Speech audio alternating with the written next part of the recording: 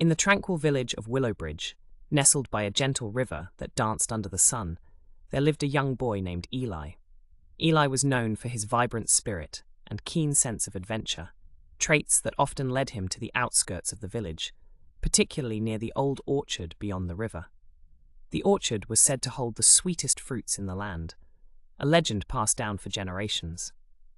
However, as inviting as it was, a long-standing rule forbade the villagers from crossing the river to reach it. The elders warned of dire consequences for those who dared to pluck even a single fruit from its sacred boughs.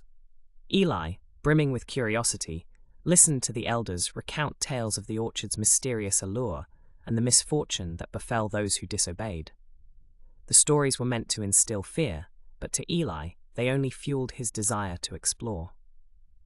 One bright morning, spurred on by tales of the orchard's enchanted apples and mesmerizing beauty, Eli decided he could no longer resist the temptation.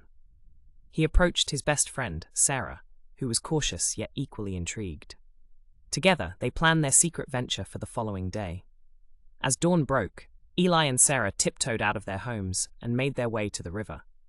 They crossed it, using the stepping stones, camouflaged by an early mist.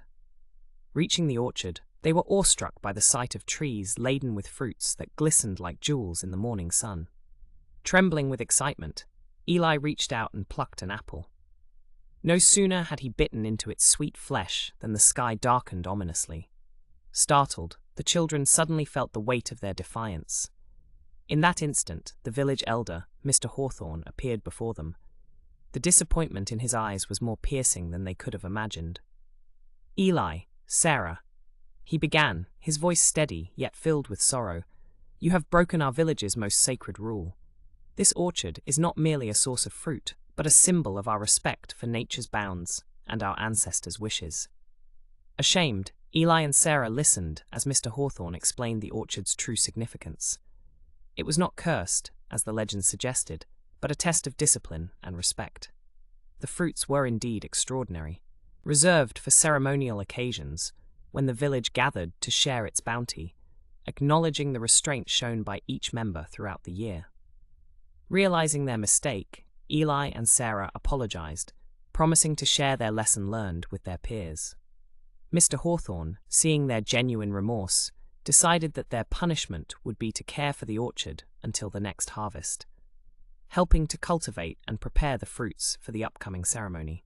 Through the months that followed, Eli and Sarah worked diligently, their regret turning into a deep appreciation for the orchard and the virtues it represented.